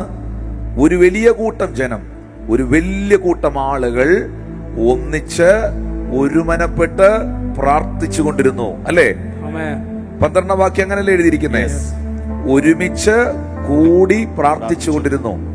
ആ പ്രാർത്ഥനയ്ക്കകത്ത് അവർക്ക് ഭയങ്കര ഒരു പ്രതീക്ഷയുണ്ടായിരുന്നു. അവരുടെ പ്രതീക്ഷ എന്നായിരുന്നു? പ്രാർത്ഥിച്ചവന്റെ പ്രതീക്ഷ അവരുടെ പാസ്റ്റർ, അവരുടെ അപ്പോസ്തലൻ, അവരുടെ ദൈവദാസൻ വീണ്ടും ശുശ്രൂഷയിൽ സജീവമാകും. ആ മനുഷ്യനെ മരണത്തിന് ഇപ്പോൾ ദൈവം വിട്ടുകൊടുക്കത്തില്ല, ശത്രുവിന് വിട്ടുകൊടുക്കത്തില്ല. അതായിരുന്നു പ്രാർത്ഥിച്ചവരുടെ പ്രതീക്ഷ. യഹൂദന്മാരുടെ ഹെരോദാവിന്റെ പ്രതീക്ഷ എന്നായിരുന്നു? 11-ാമത്തെ വാക്യത്തിൽ അങ്ങനെ എഴുതിയിരിക്കുന്നത്. ശത്രുക്കളുടെ പ്രതീക്ഷ എന്നായിരുന്നു? പത്രോസിന്റെ മരണം, തകർച്ചയായിരുന്നു. ഞാൻ ഇങ്ങനെ ഒറ്റ വാക്കിൽ പറയാം, ശത്രുക്കളുടെ പിശാചിന്റെ പ്രതീക്ഷയല്ല വാഗ്ദത്തമുള്ള നിന്റെ മേളിൽ സംഭവിക്കാൻ പോകുന്നത്. ദൈവം നിന്നെ കുറിച്ച് ചിലത് പ്രതീക്ഷിക്കുന്നു. ദൈവമക്കൾ നിനക്കായി ചിലത് പ്രാർത്ഥിക്കുന്നു. നിങ്ങൾ എന്താണോ ദൈവസന്നിധിയിൽ പ്രാർത്ഥിക്കുന്നത്, നിങ്ങൾ എന്താണോ ദൈവത്തിൽ നിന്നും പ്രതീക്ഷിക്കുന്നത്, ആ പ്രതീക്ഷകളാണ് നിങ്ങളുടെ ഭവനത്തിൽ, നിങ്ങളുടെ തലമുറയിൽ, നിങ്ങളുടെ സഭയിൽ, നിങ്ങളുടെ ജീവിതത്തിൽ സംഭവിക്കുവാൻ പോകുന്നത്. ശത്രുവിന്റെ പ്രതീക്ഷകളല്ല, ദൈവത്തിന്റെ സ്വപ്നങ്ങൾ. പ്രിയ ദൈവദാസനെ, ഇപ്പോൾ എന്നെ കണ്ടുകൊണ്ടിരിക്കുന്ന, ചില ശാരീരികമായ ബുദ്ധിമുട്ടുകളാൽ ഇപ്പോൾ എന്നെ കണ്ടുകൊണ്ടിരിക്കുന്ന, മാനസികമായ ചില സംഘർഷങ്ങളിലൂടെ കടന്നു പോകുന്ന പ്രിയ ദൈവ മനുഷ്യനെ, പ്രിയ കുടുംബമേ, പ്രിയ സഹോദരനെ, കർത്താവിന്റെ ആത്മാവ് നിന്നോട് അറിയിക്കുന്നു, ശത്രുക്കളുടെ പിശാചിന്റെ പ്രതീക്ഷകളല്ല നിന്നിലും നിന്റെ കുടുംബത്തിലും ശുശ്രൂഷയിലും സംഭവിക്കാൻ പോകുന്നത്. ദൈവം നിന്നിൽ ചിലത് പ്രതീക്ഷിക്കുന്നു. താങ്കളും പ്രതീക്ഷയോടെ ചിലത് ദൈവത്തോട് പ്രാർത്ഥിച്ചിട്ടുണ്ട്, പ്രത്യാശ വെച്ചിട്ടുണ്ട്. അതാണ് നിങ്ങളുടെ ജീവിതത്തിൽ യേശു ക്രിസ്തുവിന്റെ നാമത്തിൽ സംഭവിക്കുവാൻ പോകുന്നത്. ഹല്ലേലൂയ, ഹല്ലേലൂയ, ആമേൻ. അതുകൊണ്ട് ഇത് നമ്മുടെ ജീവിതത്തിൽ സംഭവിക്കണമെങ്കിൽ, ഈ വാഗ്ദത്തങ്ങൾ സ്വീകരിക്കാൻ കഴിയണമെങ്കിൽ, എബ്രായർക്കെഴുതിയ ലേഖനം 6-ാം അധ്യായം 14-15 വാക്യത്തിൽ എഴുതിയിട്ടുണ്ട്. അബ്രഹാമിനെ കുറിച്ചാണ്, ഞാൻ നിന്നെ അനുഗ്രഹിക്കുകയും നിന്നെ വർദ്ധിപ്പിക്കുകയും ചെയ്യുമെന്ന് അരുളി ചെയ്യുന്നു. അങ്ങനെ അവൻ ദീർഘക്ഷമയോടെ ഇരുന്ന് വാഗ്ദത്ത വിഷയം പ്രാപിച്ചു. ഈ നല്ല ഭക്ഷണം കിട്ടാൻ ഇച്ചിരി സമയമെടുക്കും, ഹല്ലേലൂയ. നല്ല ഭക്ഷണം ഉണ്ടാക്കാൻ അല്പം ലേറ്റ് ആകും. അമ്മ ഉണ്ടാക്കുന്ന നല്ല ഭക്ഷണം പെട്ടെന്ന് കിട്ടുകയില്ല, അതിന് ഇച്ചിരി സമയമെടുക്കും. ഹല്ലേലൂയ. അത് കുക്ക് ചെയ്ത് അതെല്ലാം ശരിയായിട്ട് വരാൻ. ഇതുപോലെ തന്നെ ജീവിതത്തിൽ ഏറ്റവും നല്ല കാര്യങ്ങൾ സംഭവിക്കുവാൻ ചിലപ്പോൾ ഇച്ചിരി സമയമെടുക്കും. 38 വർഷം രോഗിയായി കിടന്നവനെ സൗഖ്യമാക്കുവാൻ ഇറങ്ങി വന്നത് സാക്ഷാൽ ദൈവമാണ്. ദൂതന്മാരുടെ ആരാധനയിൽ വസിച്ചിരുന്ന ദൈവം. അവന് മുമ്പുള്ള മുഴുവൻ രോഗികളെയും സൗഖ്യമാക്കിയത് ദൈവദൂതന്റെ സാന്നിധ്യത്തിലാണ്. ദൂതൻ വന്ന് കുളം കലങ്ങുമ്പോഴാണ് അവർ സൗഖ്യം പ്രാപിച്ചത്.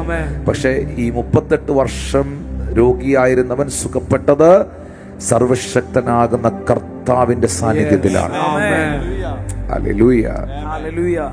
12 വർഷം കാത്തിരുന്ന രക്തസ്രവക്കാരി സ്ത്രീയെ സുഖപ്പെടുത്തിയത് ഈ ലോകത്തിലെ ഒരു ഫിസിഷ്യന്മാരുമല്ല, ലോകം കണ്ടതിൽ ഏറ്റവും വലിയ ഫിസിഷ്യനായ, രോഗികൾക്ക് സൗഖ്യം നൽകുന്ന സൗഖ്യദായകനായ യേശുവിന്റെ കരമാണ്. അബ്രഹാമിനെ കുറിച്ച് എഴുതിയിരിക്കുകയാണ്, അവൻ ദീർഘക്ഷമയോടെ കാത്തിരുന്ന് വാഗ്ദത്ത വിഷയത്തെ പ്രാപിച്ചു. എബ്രായർ 10:35-36. അതുകൊണ്ട് മഹാപ്രതിഫലമുള്ള നിങ്ങളുടെ ധൈര്യം തള്ളിക്കളയരുത്. ദൈവ ഇഷ്ടം ചെയ്ത് വാഗ്ദത്തം പ്രാപിക്കുവാൻ നിങ്ങൾക്ക് സഹിഷ്ണുത ആവശ്യമാണ്, പേഷ്യൻസ് ആവശ്യമാണ്. വേവറിങ് ആകരുത്. മക്കളെ, മോനെ, ഇത്രയും നാൾ നീ കാത്തിരുന്നു, ഇത്രയും നാൾ നീ പ്രാർത്ഥിച്ചു, നിന്റെ വിവാഹത്തിനായി, നിന്റെ കുടുംബജീവിതത്തിന്റെ നന്മയ്ക്കായി, നിന്റെ അനുഗ്രഹത്തിനായി ഇത്രയും നാൾ നീ വെയിറ്റ് ചെയ്തു. ഇപ്പോൾ വല്ലാത്തൊരു ടെൻഷനിലൂടെ, വല്ലാത്തൊരു വെപ്രാളത്തിലൂടെ, വല്ലാത്തൊരു ആശങ്കയിലൂടെ നീ കടന്നു പോകുന്നെങ്കിൽ ആശങ്കപ്പെടരുത്, വിഷമിക്കരുത്, നിരാശപ്പെടരുത്, തകർന്നു പോകരുത്. നിന്റെ പ്രത്യാശയ്ക്ക് ഭംഗം വരികയില്ല. യേശു കർത്താവ് നിനക്ക് വേണ്ടി അത്ഭുതത്തെ ചെയ്യും. കാരണം അബ്രഹാം 75-ാമത്തെ വയസ്സിൽ കേട്ട വാഗ്ദത്തം നിറവേറുന്നത് 100-ാമത്തെ വയസ്സിലാണ്. 25 വർഷം ഏബ്രഹാം വെയിറ്റ് ചെയ്തു. 25 വർഷം. മോശ ദൈവസന്നിധിയിൽ കേട്ട വാഗ്ദത്തം അതിന്റെ പൂർണ്ണതയിലെത്താൻ 40 വർഷക്കാലം മോശ വെയിറ്റ് ചെയ്തു. ജോസഫ് 17-ാമത്തെ വയസ്സിൽ കണ്ട സ്വപ്നം നിറവേറാൻ 30-ാമത്തെ വയസ്സിലാണ് നിറവേറി. 13 വർഷം ജോസഫ് വെയിറ്റ് ചെയ്തു. ഞാൻ അതിനകത്ത് മോശയുടെ ചരിത്രത്തിലേക്ക് പോയാൽ ഒത്തിരി സമയം എടുക്കുമെന്ന് എനിക്കറിയാം. അബ്രഹാമിന്റെ ചരിത്രം നിങ്ങൾ കേട്ടിട്ടുള്ളതാണ്. എന്നാൽ ജോസഫിന്റെ ആ ചരിത്രം ഒന്ന് പറയാം. ഈ ഉൽപ്പത്തി പുസ്തകം 37-ാം അധ്യായത്തിന്റെ 2-ാമത്തെ വാക്യത്തിനകത്ത് യാക്കോബിന്റെ വംശപാരമ്പര്യത്തെ കുറിച്ച് എഴുതിയിട്ടുണ്ട്. യോസഫിനെ കുറിച്ച് അവിടെ എഴുതിയിട്ടുണ്ട്. ഒന്ന് വായിക്കാമോ? യാക്കോബിന്റെ വംശപാരമ്പര്യം എന്തെന്നാൽ യോസെഫിന് 17 വയസ്സായപ്പോൾ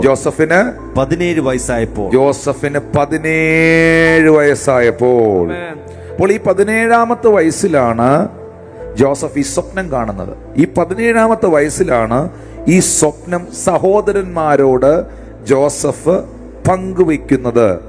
എന്നാൽ ജോസഫിന്റെ 18-ാമത്തെ വയസ്സിലാണ് പൊത്തീഫറിന്റെ ഭാര്യ തനിക്കെതിരെ അപവാദം പറയുകയും താൻ ചെയ്യാത്തത് ചെയ്തെന്നും താൻ പ്രവർത്തിക്കാത്തത് പ്രവർത്തിച്ചെന്നും വിളംബരം ചെയ്യുകയും ആ പൊത്തീഫർ ജോസഫിനെ കാരാഗ്രഹത്തിൽ അടയ്ക്കുകയും ചെയ്തത്. ഹല്ലേലൂയ. ജോസഫിന്റെ അടുത്ത 12 വർഷങ്ങൾ കാരാഗ്രഹത്തിലായിരുന്നു. 10 to 12 years കാരാഗ്രഹത്തിലായിരുന്നു. ഉൽപ്പത്തിയുടെ പുസ്തകം 41-ാം അധ്യായത്തിന്റെ 46-ാമത്തെ വാക്യത്തിലാണ് ജോസഫ് ഒരു ഭരണാധികാരിയായി, ഭരണകർത്താവായി വരുന്ന ഭാഗം രേഖപ്പെടുത്തിയിരിക്കുന്നത്. ജോസഫ് മിസ്രൈം രാജാവായ ഫറവോന്റെ മുൻപാകെ നിൽക്കുമ്പോൾ അവന് 30 വയസ്സായിരുന്നു. അപ്പോൾ ഫറവോന്റെ മുൻപിൽ ഒരു അധികാരിയായി, ഒരു ഗവർണറായി, ആ സിംഹാസനത്തിൽ ആ രാജ്യത്തെ നയിക്കുന്ന ഒരു നായകനായി ജോസഫ് വരുമ്പോൾ അവന് 30 വയസ്സായിരുന്നു. അപ്പൊ 17-ാമത്തെ വയസ്സിൽ താൻ കണ്ട ഡ്രീം, ദൈവം തന്നെ കാണിച്ച സ്വപ്നം നിറവേറാൻ 13 വർഷം കാത്തിരുന്നു. ഈ 13 വർഷത്തിൽ 10 മുതൽ 12 വർഷം വരെ ജോസഫ് കാരാഗ്രഹത്തിലായിരുന്നു. ഹല്ലേലൂയ. ജോബിന്റെ ലൈഫിലേക്ക് നമ്മൾ നോക്കുമ്പോൾ യോബിന്റെ പുസ്തകത്തിനകത്ത് ഈ രണ്ടാം അധ്യായത്തിന്റെ 11, 12, 13 വാക്യങ്ങളിൽ അനന്തരം തേമാനിയായ എലിഫസ്, ശൂഹിനായ ബിൽദാദ്, നയമാത്തിനായ സോഫർ എന്നിങ്ങനെ യോബിന്റെ 3 സ്നേഹിതന്മാർ ഈ അനർത്ഥമൊക്കെയും അവൻ അനുഭവിച്ചത് കേട്ടപ്പോൾ അവർ ഓരോരുത്തൻ താന്താന്റെ സ്ഥലത്ത് നിന്ന് പുറപ്പെട്ട് അവനോട് സഹതപിക്കുവാനും അവനെ ആശ്വസിപ്പിക്കുവാനും പോകണമെന്ന് തമ്മിൽ പറഞ്ഞൊത്തു. അവർ അകലെ വെച്ച് നോക്കിയപ്പോൾ അവനെ തിരിച്ചറിഞ്ഞില്ല. അവർ ഉറക്ക കരഞ്ഞ് വസ്ത്രം കീറി പൊടിവാരി മേലോട്ട് തലയിൽ വിതറി. അവന്റെ വ്യസനം അതികഠിനമെന്ന് കണ്ടിട്ട് അവർ ആരും ഒരു വാക്കും മിണ്ടാതെ 7 രാപ്പകൽ അവനോടുകൂടെ നിലത്ത് ഇരുന്നു. അനന്തരം യോബ് വായ് തുറന്ന് തന്റെ ജന്മദിവസത്തെ ശപിച്ചു. ശരിക്കും പറഞ്ഞാൽ എന്തിനാണ് ഇങ്ങനെ ജനിച്ചതെന്ന് പോലും ജോബിന് പറയേണ്ടതായിട്ട് വന്നു. കാരണം കൂട്ടുകാരുടെ നിശബ്ദത, ദൈവത്തിന്റെ നിശബ്ദത ജോബിനെ വല്ലാതെ നിരാശപ്പെടുത്തി. ജോബിന്റെ പുസ്തകം 13-ാം അധ്യായത്തിന്റെ 15-ാം വാക്യത്തിൽ വരുമ്പോൾ യോബിന്റെ സ്വന്തം ഭാര്യ ജോബിനെതിരെ തിരിയുന്ന നമുക്ക് കാണാം. നിങ്ങൾ മിണ്ടാതിരിപ്പീൻ, ഞാൻ പറഞ്ഞുകൊള്ളട്ടെ, പിന്നെ എനിക്ക് വരുന്നത് വരട്ടെ. ഞാൻ എന്റെ മാംസത്തെ പല്ലുകൊണ്ട് കടിച്ചു പിടിക്കുന്നതും എന്റെ ജീവനെ ഉപേക്ഷിച്ചു കളയുന്നതും എന്തിന്? കാരണം അതിന്റെ 11, 12 വാക്യങ്ങളിൽ ജോബിന്റെ ഭാര്യ ജോബിനോട് പറയുന്നുണ്ട്, നിങ്ങൾ എന്തിനാണ് ജീവിക്കുന്നത്? നിങ്ങൾ മരിക്കുന്നതായിരിക്കും നല്ലത്, നിങ്ങൾ ആത്മഹത്യ ചെയ്യുന്നതായിരിക്കും നല്ലത് എന്ന് ജോബിന്റെ ഭാര്യ ജോബിനോട് ചോദിക്കുന്നുണ്ട്.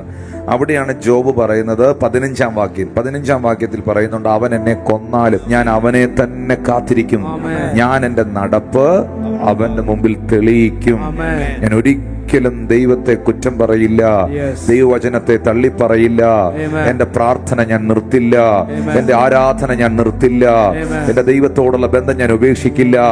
സാഹചര്യങ്ങളുടെ സമ്മർദ്ദങ്ങളിൽ, സാഹചര്യങ്ങളുടെ മധ്യയിൽ ഇട്ടെറിഞ്ഞിട്ട് പോകാനുള്ളതല്ല, കളഞ്ഞിട്ട് പോകാനുള്ളതല്ല, വിട്ടിട്ട് പോകാനുള്ളതല്ല. ദൈവവും ദൈവവചനവും ദൈവത്തിന്റെ സാന്നിധ്യവും എന്റെ അവസാനത്തെ ശ്വാസം വരെയും ഞാൻ ഈ വിശ്വാസത്തെ മുറുകെ പിടിക്കും, എന്റെ കർത്താവിന്റെ വചനത്തിൽ ഉറച്ചു നിൽക്കും എന്ന് വിശ്വസിക്കുന്നവർ കർത്താവിന് ഒരു ആമേൻ പറയാൻ കഴിയുമോ? അതുകൊണ്ട് എന്ത് സംഭവിച്ചത് നമുക്കറിയാം. ജോബിനോട് ചുഴലിക്കാറ്റിൽ യഹോവ സംസാരിക്കാൻ തുടങ്ങി. ഒരു ചുഴലിക്കാറ്റ് വെളിപ്പെട്ടിട്ട് യോബിന്റെ പുസ്തകം 38, 39, 40 അധ്യായങ്ങൾ നിങ്ങൾ വായിക്കണം. ദൈവം ജോബിനോട് സംസാരിക്കാൻ തുടങ്ങി. ഹല്ലേലൂയ. ജോബിന്റെ ജീവിതത്തിൽ നഷ്ടപ്പെട്ടത് മുഴുവൻ ദൈവം തിരിച്ചു കൊടുത്തു. ഈ ദാവീദിനെ ദൈവം ശമൂവേലിലൂടെ അഭിഷേകം ചെയ്തതിന് ശേഷം ദാവീദ് രാജാവിന്റെ സിംഹാസനത്തിൽ വരാൻ 13 വർഷം കാത്തിരുന്നു. 13 വർഷം ദാവീദ് കാത്തിരുന്നു. ജോബ് ദീർഘവർഷങ്ങൾ കാത്തിരുന്നു. മോശ 40 വർഷം കാത്തിരുന്നു. അബ്രഹാം 25 വർഷം കാത്തിരുന്നു, അല്ലേ? ഈ കാത്തിരിപ്പിന്റെ ഇടയിൽ, ഈ സിംഹാസനത്തിലേക്ക് വരേണ്ട കാത്തിരിപ്പിന്റെ ഇടയിൽ ഈ ദാവീദ് എന്തെല്ലാം കാര്യങ്ങളെ നേരിട്ടു. കരടിയെ നേരിട്ടു, സിംഹത്തെ നേരിട്ടു, ഗോലിയാത്തിനെ നേരിട്ടു, ശൗലിനെ നേരിട്ടു. എല്ലാ ദിവസവും പുള്ളിക്ക് യുദ്ധമായിരുന്നു. പക്ഷേ ആ യുദ്ധങ്ങളുടെ എല്ലാം നടുവിൽ യഹോവ ദാവീദിന് ജയം കൊടുത്തു. ദാവീദ് തന്റെ ദൈവമായ യഹോവയിൽ തന്നെ താൻ ബലപ്പെട്ടു. പ്രിയ മക്കളെ, ദാവീദിനെ പോലെ നിങ്ങൾ കാത്തിരിക്കുന്നവരാണോ? മോശയെ പോലെ നിങ്ങൾ കാത്തിരിക്കുന്നവരാണോ? നോഹയെ പോലെ നിങ്ങൾ കാത്തിരിക്കുന്നവരാണോ? അബ്രഹാമിനെ പോലെ നിങ്ങൾ കാത്തിരിക്കുന്നവരാണോ? എലിസബത്തിനെയും സക്കറിയാവിനെയും പോലെ കാത്തിരിക്കുന്നവരാണോ? നിങ്ങൾക്കറിയാമോ, 30 വർഷം പിതാവ് തന്നെ ഏൽപ്പിച്ച ശുശ്രൂഷ ചെയ്യുവാൻ, ആ വാഗ്ദത്തത്തിലേക്ക്, ആ പ്രവൃത്തിയിലേക്ക് പ്രവേശിക്കാൻ 30 വർഷം യേശു കർത്താവ് കാത്തിരുന്നു. മറിയം യേശുവിനെ കുറിച്ച് കേട്ട വാഗ്ദത്തം അതിന്റെ പൂർണ്ണതയിൽ മറിയത്തിന് കാണാൻ 33.5 വർഷം മറിയം കാത്തിരുന്നു. ഹന്ന ദൈവസന്നിധിയിൽ കാത്തിരുന്നു. എലിസബത്തും സക്രിയാവും പ്രാർത്ഥനയോടെ തലമുറയ്ക്കായി കാത്തിരുന്നു.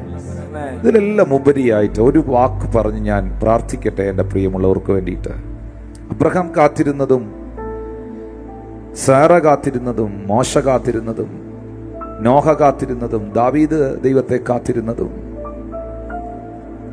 യോബ് ദൈവത്തെ കാത്തിരുന്നതും, യേശു കർത്താവ് 30 വർഷം പിതാവിന്റെ സമയത്തിന് വേണ്ടി കാത്തിരുന്നതും, മറിയവും ഹന്നയും എലിസബത്തും ഒക്കെ കാത്തിരുന്നതിനേക്കാൾ അപ്പുറമായി വേറൊരു കാത്തിരിപ്പ് ഇപ്പോൾ നടക്കുന്നുണ്ട്.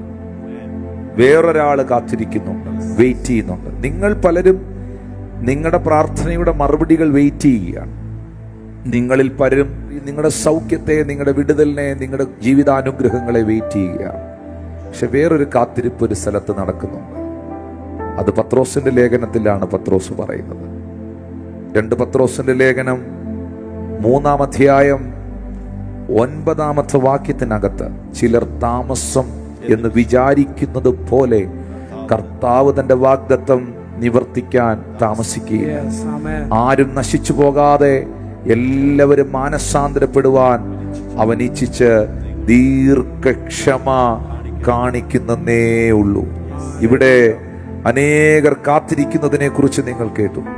എന്നാൽ നിങ്ങൾക്കൊരു സത്യം അറിയുമോ പ്രിയപ്പെട്ടവരെ? യേശു കർത്താവ്, ജീവനുള്ള ദൈവം, മനസാന്തരപ്പെടാത്ത നിങ്ങളെ, ഇതുവരെ അവനെ രക്ഷകനായി സ്വീകരിക്കാത്ത നിങ്ങളെ, പാപവഴിയിൽ ജീവിക്കുന്ന, ലോകവഴിയിൽ ജീവിക്കുന്ന നിങ്ങളെ കാത്തിരിക്കുകയാണ്. Jesus Christ Almighty Lord is waiting for you, my brother and sister. He is waiting for you. Amen. He is waiting for you. Amen. ആ ഇളയ മകൻ, വീട് വിട്ടുപോയ മകനില്ലേ, അപ്പന്റെ നന്മകൾ മുഴുവൻ കൊണ്ടുപോയി ദൂർത്തടിച്ച് തകർന്നുപോയ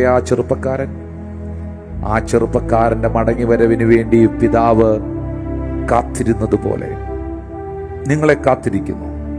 എന്താ യേശു വരാഞ്ഞേ? കർത്താവിന്റെ വരവ് എന്താ ഡിലേ ആകുന്നേ?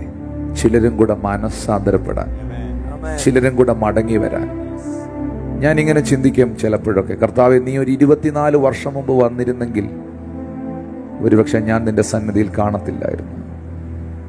കഴിഞ്ഞ വർഷം രക്ഷിക്കപ്പെട്ട, കഴിഞ്ഞ വർഷം യേശുവിലേക്ക് വന്ന പ്രിയ മക്കൾക്ക് പറയാൻ കഴിയില്ലേ, അതിന് മുൻപിലത്തെ വർഷം യേശു വന്നിരുന്നെങ്കിൽ എനിക്ക് കർത്താവിന്റെ സന്നിധിയിൽ നിൽക്കാൻ പറ്റത്തില്ലായിരുന്നു. എല്ലാവരും മനസ്സാന്തരപ്പെടാൻ അവൻ ആഗ്രഹിക്കുന്നു. ആരും നശിച്ചു പോകാതിരിക്കാൻ എൻ്റെ ദൈവം ആഗ്രഹിക്കുന്നു. നിങ്ങളുടെ ഭർത്താവ് നശിച്ചു പോകാൻ എൻ്റെ ദൈവം ആഗ്രഹിക്കുന്നില്ല. നിങ്ങളുടെ ഭാര്യ, നിങ്ങളുടെ മക്കൾ, നിങ്ങളുടെ കുടുംബം, നിങ്ങൾ നശിച്ചു പോകാൻ കർത്താവ് ആഗ്രഹിക്കുന്നില്ല. സ്നേഹത്തോടെ പാട്ടുകാരൻ പാടിയതുപോലെ രക്ഷിതാവ് സ്നേഹത്തോടെ കാത്തിരിക്കുന്നല്ലോ. ഭയം വേണ്ട, ശങ്കിക്കേണ്ട, വാവങ്കൽ നീ ഇന്ന് എന്ന് പാടുന്നത് പോലെ ദൈവം നിങ്ങളെ കാത്തിരിക്കുന്ന പ്രിയപ്പെട്ടവരെ.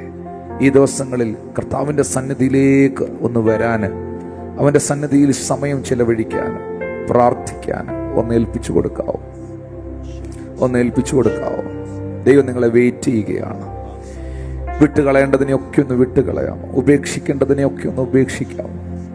മടങ്ങി വരേണ്ടടുത്തുനിന്ന് മടങ്ങി വരാമോ? മാനസാന്തരപ്പെടേണ്ട മേഖലകളിൽ ഒന്ന് മാനസാന്തരപ്പെടാമോ? ചിലരും കൂടെ മാനസാന്തരപ്പെടുവാൻ അവൻ ആരും നശിച്ചു, എനിക്ക് ആ വാക്ക് ഭയങ്കര ഹർട്ട് ചെയ്യാം, ആരും നശിച്ചു പോകരുത്. ദൈവത്തിന്റെ ആഗ്രഹമാണ്.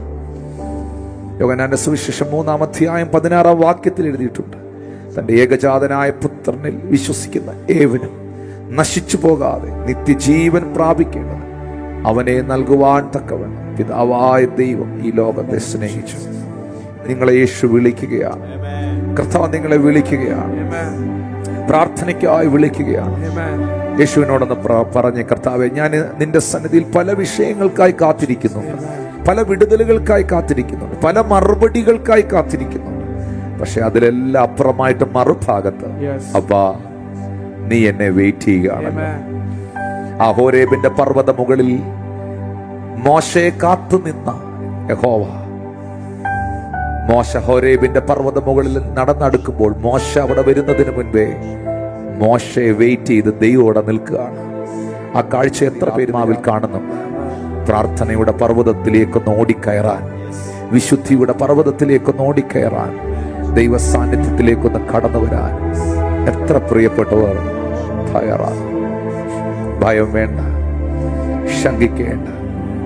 വിശുദ്ധ ബൈബിൾ നമുക്ക് തരുന്ന ഒരു ഉറപ്പുണ്ട്, ഏതു സമയത്തും കൃപ ലഭിക്കേണ്ടതിന്, ഏതു സമയത്തും കൃപ ലഭിക്കേണ്ടതിന് കൃപാസനത്തിനരികിലേക്ക് നിങ്ങൾക്ക് ഓടി വരാൻ കഴിയും.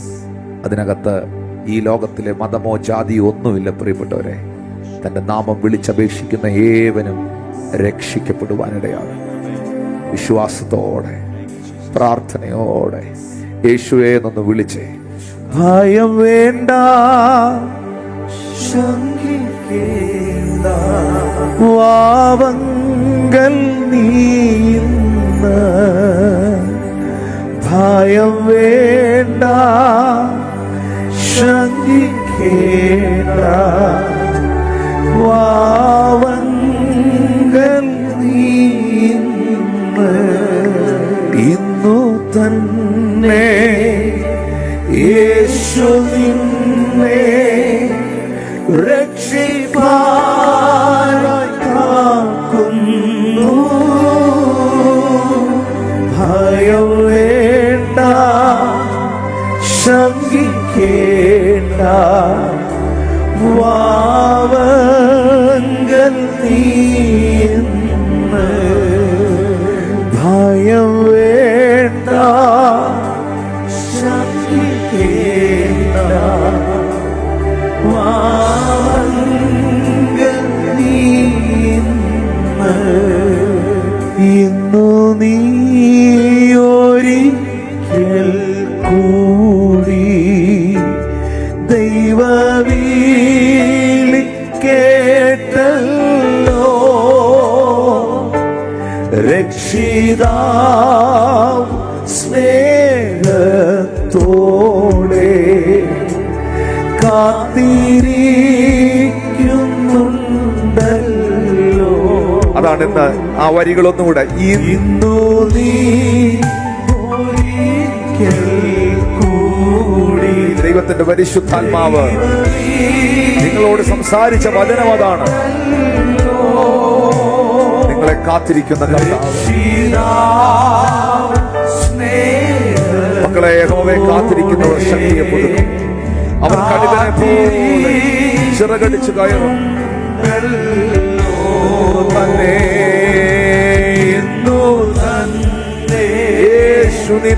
യേശു നിന്നെ രക്ഷിപ്പാനായി കാക്കുന്നു. ഭയം വേണ്ട, ശങ്കിക്കേണ്ട, വാവങ്കൽ നീന്ന്. ഭയം വേണ്ട, ഭയം വേണ്ട, ശങ്കിക്കേണ്ട, വാവങ്കൽ നീന്ന്. നിങ്ങളിപ്പോൾ ആയിരിക്കുന്ന സ്ഥലത്ത് കൈകളെ ഉയർത്തി കഴിയുമെങ്കിൽ നിങ്ങൾ ഏതൊക്കെ വിഷയമാണ് ദൈവസന്നിധിയിൽ വെയിറ്റ് ചെയ്യുന്നത്? ചിലർ പറയുന്നു നല്ലൊരു വിവാഹത്തിനായി, നല്ലൊരു ജീവിത പങ്കാളിയെ ലഭിക്കുവാനായി ഞാൻ പ്രാർത്ഥനയോടെ കാത്തിരിക്കുകയാണ്. ചിലർ പറയുന്നു എനിക്ക് നല്ലൊരു ജോലി ലഭിക്കുവാനായി ഞാൻ കാത്തിരിക്കുകയാണ്. ചിലർ പറയുന്നു എനിക്കൊരു പ്രമോഷൻ ഉണ്ടാകാൻ, ഒരു വിസ ലഭിക്കുവാൻ, അല്ലെങ്കിൽ എൻ്റെ ഒരു സൗഖ്യത്തിനായിട്ട്, എൻ്റെ ജീവിതത്തിന്റെ സമാധാനത്തിനായിട്ട്, എൻ്റെ ഭർത്താവിന്റെ ഭാര്യയുടെ മക്കളുടെ മാനസാന്തരത്തിനായിട്ട് ഞാൻ കാത്തിരിക്കുകയാണ്. ചിലരുടെ ദുർസ്വഭാവങ്ങളിൽ നിന്ന് ദൈവം അവരെ വിടുവിക്കാനായി. ഇങ്ങനെ വ്യത്യസ്തമായ നിലവിൽ ചിലർ പറയുന്ന ഒരു ശക്തമേറിയ അഭിഷേകത്തിനായി, ഒരു ആത്മീക ശുശ്രൂഷയ്ക്കായി, പ്രവചിക്കുവാനുള്ള ദൈവകൃപയ്ക്കായി, പ്രവചനത്തിന്റെ ആത്മാവിനായി, രോഗശാന്തിയുടെ ഗിഫ്റ്റിനായി ഒക്കെ ഞാൻ കാത്തിരിക്കുകയാണ്. എന്നാൽ ഇതിലെല്ലാം ഉപരിയായിട്ട് ഈ മെസ്സേജ് കേൾക്കുന്ന നിങ്ങളെ ദൈവം വെയിറ്റ് ചെയ്യുന്നുണ്ട്. കർത്താവ് നിങ്ങളെ കാത്തിരിക്കുന്നു. നിങ്ങൾ അവന്റെ അരികിലേക്ക് വരിക, ആ സാന്നിധ്യത്തിലേക്ക് വരിക. യേശു നിങ്ങളെ തൊടുവാനിടയാകട്ടെ. ഉറക്കമില്ലാത്ത, ഉറക്കം നഷ്ടപ്പെടുന്ന, ഉറങ്ങുവാൻ കഴിയാത്ത ആ പ്രിയ മക്കളുടെ ജീവിതത്തിൽ ഒരു അത്ഭുതം കർത്താവ് ചെയ്യട്ടെ. രോഗത്താൽ ഭാരപ്പെടുന്ന പ്രിയപ്പെട്ടവരുണ്ടെങ്കിൽ ആ രോഗമുള്ള ഭാഗത്തേക്ക് നിങ്ങളുടെ കരങ്ങളെ ഒന്ന് വെച്ച് നിങ്ങളുടെ ആ പ്രയാസത്തെ കർത്താവിനോടൊന്ന് പറഞ്ഞ്, നിങ്ങളുടെ ആ പ്രാർത്ഥനാ വിഷയത്തെ, പ്രാർത്ഥന കേൾക്കുന്ന യേശുവിനോടൊന്ന് അറിയിച്ച്, ശബ്ദമുയർത്തി യേശുവേ എന്ന് വിളിച്ച്, thank you Lord Jesus, thank you Lord Jesus. ശബ്ദമുയർത്തി പ്രാർത്ഥിച്ച്, കർത്താവിന്റെ അടിപ്പിണരാൽ, യേശുവിന്റെ അടിപ്പിണരാൽ നിങ്ങൾക്ക് സൗഖ്യമുണ്ടാകട്ടെ. യേശു ക്രിസ്തുവിന്റെ അടിപ്പിണരാൽ നിങ്ങൾക്ക് സുഖമുണ്ടാകട്ടെ. ഞാൻ നിന്നെ സൗഖ്യമാക്കും കർത്താവേ. ഞാൻ നിന്റെ സൗഖ്യദായകൻ. നിൻ വചനത്തിനാജ്ഞയാ. പുറപ്പാട് 15:26 എഴുതിയിരിക്കുന്നു, ഞാൻ നിന്നെ സൗഖ്യമാക്കുന്ന യഹോവയാകുന്നു. യെശയ്യാവിന്റെ പ്രവചനം 53:5 എഴുതിയിരിക്കുന്നു, അവന്റെ അടിപ്പിണരുകളാൽ നിനക്ക് സൗഖ്യം വന്നിരിക്കും. പിതാവേ, ഇപ്പോൾ ആരൊക്കെ ഒരു സൗഖ്യത്തിനായി അങ്ങിൽ വിശ്വസിച്ച് അങ്ങയോട് പ്രാർത്ഥിക്കുന്നു, യേശു ക്രിസ്തുവിന്റെ നാമത്തിൽ അവർക്ക് സൗഖ്യമുണ്ടാകട്ടെ. ചില ജപ്തി നോട്ടീസുകൾ കരങ്ങളിൽ ലഭിച്ചിട്ട് ആ ജപ്തി സംഭവിക്കരുതേ. എന്റെ കടഭാരത്തിൽ നിന്ന്, എന്റെ സാമ്പത്തിക ഞെരുക്കത്തിൽ നിന്ന് എന്നെ വിടുവിക്കണമേ എന്ന് പ്രാർത്ഥിക്കുന്ന കുടുംബത്തിന്റെ മേൽ ദൈവത്തിന്റെ കരം ചലിക്കുവാനിടയാകട്ടെ. യേശുവിന്റെ നാമത്തിൽ, യേശുവിന്റെ നാമത്തിൽ സ്വർഗത്തിന്റെ സമാധാനം അവർക്കുണ്ടാകട്ടെ. സ്വർഗീയ സമാധാനം അവർക്കുണ്ടാകട്ടെ. സ്വർഗീയ സമാധാനം അവർക്കുണ്ടാകട്ടെ. വലിയ രൂപാന്തരം ഉണ്ടാകട്ടെ. In the name of Jesus. In the mighty name of Jesus. യേശുവേ, യേശുവേ, യേശുവേ, കർത്താവേ, അങ്ങയുടെ അത്ഭുത കരത്താൽ, അങ്ങയുടെ അടിപ്പിണരുകളാൽ പൂർണ്ണമായി സുഖം പ്രാപിക്കട്ടെ. കർത്താവിന്റെ ശുശ്രൂഷയിൽ, കർത്താവിന്റെ രാജ്യത്തിൽ പ്രയോജനപ്പെടാൻ ആഗ്രഹിക്കുന്നവർക്കായി ഞാൻ പ്രാർത്ഥിക്കുന്ന കർത്താവേ, ഒരു പുതിയ അഭിഷേകത്തെ പരിശുദ്ധാത്മാവ് അവരുടെ മേൽ പകരണമേ. അവരുടെ ആത്മീക കണ്ണുകളെയും അവരുടെ സ്പിരിച്വൽ ഇയറിനെയും അവരുടെ ആത്മീക ചെവികളെ കർത്താവ് തുറക്കണമേ. അങ്ങയുടെ ശബ്ദം കേൾക്കുവാൻ അവരുടെ കാതുകളെ തുറക്കണമേ. ആത്മതലങ്ങളെ കാണുവാൻ അവരുടെ കണ്ണുകളെ തുറക്കണമേ.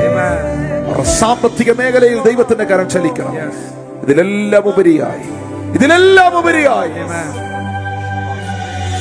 കർത്താവേ, നിലനിൽക്കുന്നൊരു നഗരം ഇവിടെയില്ലല്ലോ. നിലനിൽക്കുന്ന ഒന്നേ ഉള്ളൂ, അങ്ങയുടെ രാജ്യമാ, അങ്ങയുടെ വചനമാ. യേശുവേ, അവിടുത്തെ വരവിനായിട്ട് ഞങ്ങളെ ഒരുക്കണമേ. എവിടെങ്കിലുമൊക്കെ ഞങ്ങൾ മാനസാന്തരപ്പെടാനുണ്ടെങ്കിൽ ഞങ്ങളുടെ ഹൃദയത്തോട് പരിശുദ്ധാത്മാവ് ഇടപെടണമേ. അങ്ങയ്ക്ക് കൊള്ളാവുന്ന ഒരു പാത്രമാക്കി ഞങ്ങളെ മാറ്റണമേ. ഞങ്ങളുടെ പ്രാണപ്രിയൻ മടങ്ങി വന്നാൽ ആ കാകള ശബ്ദം കേൾക്കാൻ ഞങ്ങളുടെ കാതുകളെ വിശുദ്ധി ഉള്ളതാക്കണമേ. ഞങ്ങളുടെ ആത്മാവിനെ വിശുദ്ധി ഉള്ളതാക്കണമേ. അവിടുത്തെ പരിശുദ്ധ രക്തത്തിൽ ഞങ്ങളെ കഴുകണമേ. അവിടുത്തെ സാന്നിധ്യത്തിൽ അടിയങ്ങളെ നിലനിർത്തണമേ. അവിടുത്തെ കൃപയ്ക്കായി ഞങ്ങൾ നന്ദി പറയുകയാണ്, നന്ദി പറയുകയാണ്. പിതാവിന്റെയും പുത്രന്റെയും പരിശുദ്ധാത്മാവിന്റെ നാമത്തിൽ എന്നെ കാണുന്ന എല്ലാ പ്രിയപ്പെട്ടവരെയും ഞാൻ അനുഗ്രഹിച്ചു പ്രാർത്ഥിക്കുന്നു. അവർ അനുഗ്രഹിക്കപ്പെടട്ടെ, അവർ ബ്ലസ്ഡ് ആകട്ടെ. Thank you Jesus. അവർ ബ്ലസ്ഡ് ആകട്ടെ, ബ്ലസ്ഡ് ആകട്ടെ. Jesus name. അബ്രഹാമിന്റെ കാത്തിരിപ്പ് അവന്റെ ജീവിതത്തിലെ ഏറ്റവും വലിയ അത്ഭുതമാണ്. മോശയുടെ കാത്തിരിപ്പ്, നോഹയുടെ കാത്തിരിപ്പ്, മറിയത്തിന്റെ കാത്തിരിപ്പ്, ശിമയോന്റെ കാത്തിരിപ്പ്. ഇതിലെല്ലാം ഉപരിയായിട്ട് ഒരു കാര്യം ഞാൻ പറയട്ടെ. സക്കായി എന്ന പേരുള്ള മനുഷ്യനില്ലേ, സക്കായി യേശു എങ്ങനെയുള്ളവനെന്ന് കാണാൻ ആഗ്രഹിച്ചു. ഒരു അത്തിയുടെ മരത്തിൽ ഒരു അത്തിമരത്തിന്റെ മുകളിൽ കയറിയിരുന്ന് യേശുവിനെ കാത്തിരുന്നു. കർത്താവിനെ മരത്തിന്റെ മേളിൽ ഈ പുള്ളി വെയിറ്റ് ചെയ്യുക. കണ്ടാ മതി, പുള്ളിക്ക് യേശുവിനെ ഒന്ന് കണ്ടാ മതി. കാണാൻ വേണ്ടി ഇങ്ങനെ കാത്തിരിക്കുക.